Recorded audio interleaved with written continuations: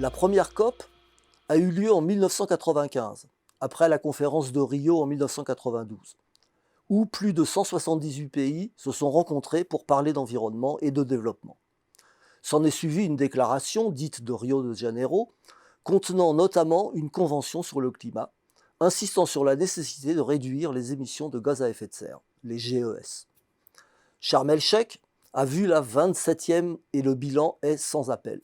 Les émissions de GES n'ont jamais été aussi importantes. Et seule l'année 2020, grâce au Covid, avait vu les émissions se réduire de 5% par rapport à l'année précédente. Parenthèse vite refermée en 2021, où elles ont augmenté de 0,4% par rapport à 2019. Ce ne fut pourtant pas faute de célébrations trop souvent taxées d'historiques, comme à Kyoto qui a débouché sur un protocole où pour la première fois la réduction annoncée de réduire de 5,2% les émissions de GES d'ici 2020 revêtait un caractère que l'on affirmait contraignant. On peut juger aujourd'hui de ce qu'il en a été, mais à l'époque, c'est apparu comme une avancée importante, alors que les deux plus grands émetteurs de GES, les USA et la Chine, n'avaient pas signé le protocole. On a retrouvé le même optimisme à la COP 15 à Copenhague, annoncée par beaucoup comme la COP de la dernière chance. On s'y est pourtant de nouveau heurté au refus des USA et de la Chine de signer des accords contraignants.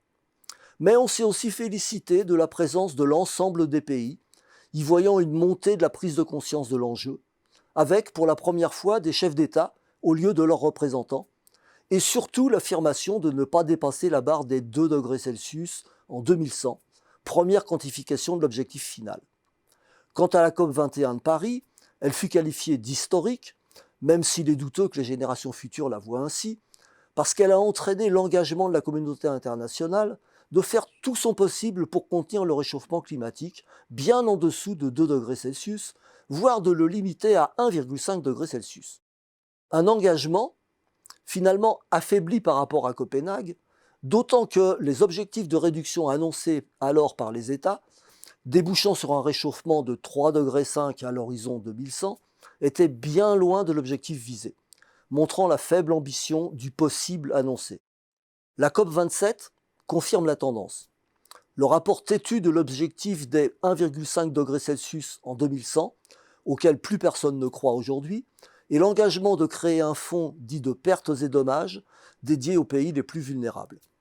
Pour mesurer la force de cet engagement, on doit se rappeler qu'en 2009, à Copenhague, les pays riches avaient accepté de consacrer chaque année 100 milliards de dollars de 2020 à 2100 aux pays en développement, et qu'en 2020, seuls 83 milliards avaient été comptabilisés. De plus, l'accord final ne mentionne pas du tout la nécessaire réduction des énergies fossiles liées au gaz et au pétrole, alors même qu'ils sont les principaux contributeurs aux émissions de gaz dits à effet de serre.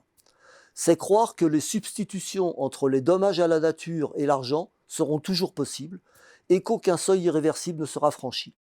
Cette incapacité des COP à pouvoir changer de trajectoire est due au refus de chaque pays d'accepter des mesures contraignantes, comme l'observation de leurs émissions et l'application de sanctions en cas de non-respect, y voyant des atteintes inacceptables à leur souveraineté. Mais c'est surtout la continuation d'un mode d'organisation économique où les profits privés à court terme sont privilégiés sur tout autre objectif qui empêche une coordination réelle de voir le jour. S'y ajoute la diversité des politiques climatiques et énergétiques nationales qui rend très difficile à court terme l'élaboration d'une position commune où la priorité serait la sortie des fossiles. Les COP en donnent une image qui est finalement conforme à l'impuissance que nous constatons. Un langage sans aucun effet performatif, comme c'est souvent le cas en diplomatie, et la croissance des émissions comme seul résultat tangible.